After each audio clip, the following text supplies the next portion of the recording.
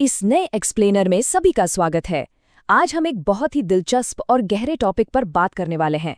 आज की चर्चा मशहूर ट्रेडिंग कोच मार्क डगलस की उस कोर फिलॉसफी के इर्द गिर्द घूमेगी जो ये मानती है कि ट्रेडिंग में असली सफलता सिर्फ चार्ट्स को घूरने या मार्केट डेटा जमा करने से नहीं मिलती, बल्कि ये अपनी साइकोलॉजी यानी अपने माइंडसेट पर पूरी तरह से महारत हासिल करने से मिलती है। तो चलिए पूरे उत्साह के साथ ये डिकोड करते हैं कि मार्केट में लगातार जीतने वाले आखिर ऐसा क्या अलग करते हैं। फटाफट देखते हैं कि आज हम क्या क्या कवर करने वाले हैं। हम प्रोफेशनल और रिटेल ट्रेडर के माइंडसेट के फर्क से शुरुआत करेंगे, फिर डगलस की अपनी लाइफ स्टोरी, उनके दिवालियापन और उस बड़े मेंटल शिफ्ट को समझेंगे। इसके बाद हम प्रॉफिट गैप की सच्चाई जानेंगे, फोकस और अनुशासन की ताकत देखेंगे और अंत में नए ट्रेडर्स के लिए कुछ बेहद काम की टिप्स पर बात करेंगे। अब इस पूरी चर्चा में आगे बढ़ने से पहले एक बहुत ही बेसिक लेकिन गहरा सवाल सामने आता है। आखिर ट्रेडिंग में इतनी गलतियां क्यों होती हैं? जब सही ट्रेड लेने में हिचकिचाहट होती है या कोई गलत ट्रेड ले लिया जाता है तो ऐसा क्यों होता है? क्या ये मार्केट नॉलेज की कमी है? बिल्कुल नहीं। डगलस के अनुसार इसका असली कारण सिर्फ एक है और वो है डर, यानी फियर। ये कोई डेटा की कमी नहीं है। बिना डर के ट्रेड करना दरअसल एक सीखी हुई स्किल है और इसे डेवलप करना बहुत ज़रूरी है। तो चलिए पहले टॉपिक की ओर बढ़ते हैं, प्रोफेशनल बनाम रिटेल ट्रेडर। ट्रेडिंग बाहर से देखने में जितनी सिंपल लगती है, मेंटली वो उतनी ही कॉम्प्लेक्स है। अगर हम एक रिटेल ट्रेडर को देखें तो वो अक्सर डरा हुआ रहता है। उसे लगता है कि अगर वो मार्केट के बारे में और ज़्यादा पढ़ लेगा और ज़्यादा नॉलेज बटोर लेगा तो उसका डर खत्म हो जाएगा और वो नुकसान से बच जाएगा। लेकिन एक प्रोफेशनल ट्रेडर वो एकदम केयर फ्री स्टेट यानी एक निश्चिंत मानसिक स्थिति में काम करता है। वो पूरी तरह से सेल्फ अवेयर होता है और ट्रेड के रिजल्ट से खुद को अलग रखता है। ये बिना डर के ट्रेड करने की वो मनोवैज्ञानिक स्किल है जिसे हर प्रोफेशनल ने समय के साथ मास्टर किया होता है। फिजिकली देखा जाए तो ट्रेडिंग है क्या? बस एक माउस क्लिक, राइट? उंगली हिलाई और ट्रेड हो गया। लेकिन मेंटली ये डर और अंदरूनी कश्मकश के एक विशाल पहाड़ को पार करने जैसा है। ये कोई फिजिकल स्पॉट नहीं है, ये पूरी तरह से एक मेंटल गेम है। और यही वो मानसिक बाधा है जो लगातार जीतने वालों को उन बूम एंड बस्ट साइकिल वाले ट्रेडर्स से बिल्कुल अलग कर देती है। इन भारी भरकम साइकोलॉजिकल बातों को रियल लाइफ से जोड़ने के लिए आइए सीधे मार्क डगलस के शुरुआती ट्रेडिंग के दिनों की कहानी पर चलते हैं। ये कहानी बहुत ही ड्रामेटिक है। $1 मिलियन यानी $10 लाख। जरा इमेजिन करके देखिए, ये वो भारी भरकम मुनाफा था जो डगलस ने 1980 के दशक के अपने एक भयंकर सिल्वर ट्रेड में मिस कर दिया था। इतनी बड़ी रकम हाथ से निकल जाना किसी को भी अंदर तक हिला सकता है। हुआ कुछ यूं था कि डगलस के ब्रोकर ने उनके अकाउंट को गलत तरीके से हैंडल किया और बहुत ज्यादा कमीशन चार्ज किया। लगातार नुकसान से डगलस इतने डर गए कि उन्होंने घबराकर अपनी एक बहुत बड़ी सिल्वर पोजीशन काट दी। और किस्मत देखिए, ठीक 30 मिनट बाद मार्केट में लिमिट अप मूव आ गया। लगातार 30 दिनों तक सिल्वर की कीमत सीधे $49 प्रति ऑन्स तक आसमान छू गई। डगलस बाहर बैठे बस देखते रहे।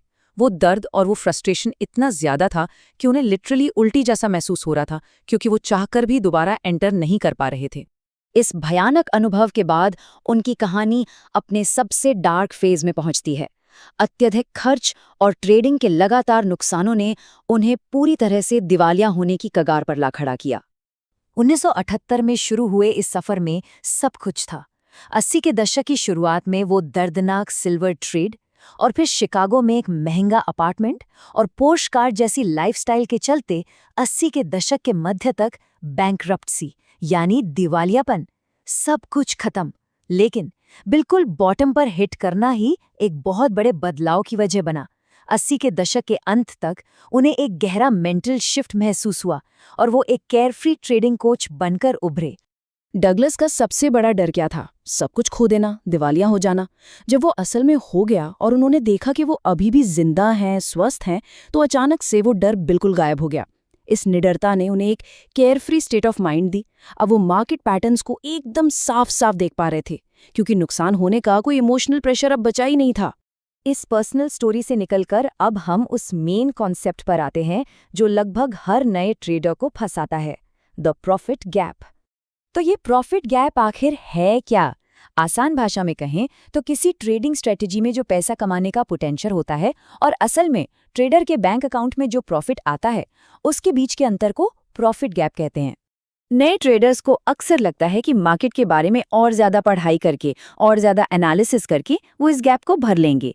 उन्हें लगता है कि मार्केट की ज्यादा नॉलेज उन्हें हारने के दर्द से बचा लेगी, लेकिन हकीकत में कोई भी टेक्निकल एनालिसिस इमोशनल गलतियों को नहीं रोक सकता।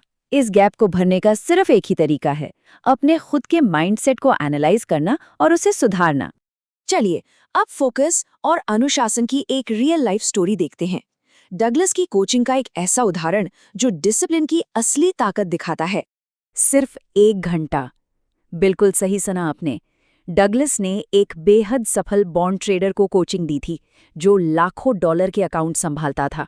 और मजेदार बात ये थी कि वो ट्रेडर दिन में केवल 1 घंटे तक ही अपना पूरा 100% परफेक्ट फोकस बनाए रख सकता था। होता ये था कि वो ट्रेडर दिन भर में $500 मिलियन तक कमा लेता था, लेकिन थकान और फोकस टूटने की वजह से दिन खत्म होते होते सारा पैसा वापस मार्केट को दे देता था।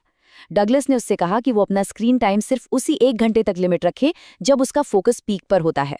नतीजा, उसने केयरलेस गलतियां करनी बंद कर दी और हर दिन औसतन $75,000 का प्रॉफिट घर ले जाना शुरू कर दिया। ये है फोकस और डिसिप्लिन की पावर। तो अब सवाल है कि इस सबसे क्या सीखा जा सकता है। आइए डगलस की फिलॉसफी को कुछ बहुत ही सॉलिड एक्शनेबल टिप्स में बदलते हैं।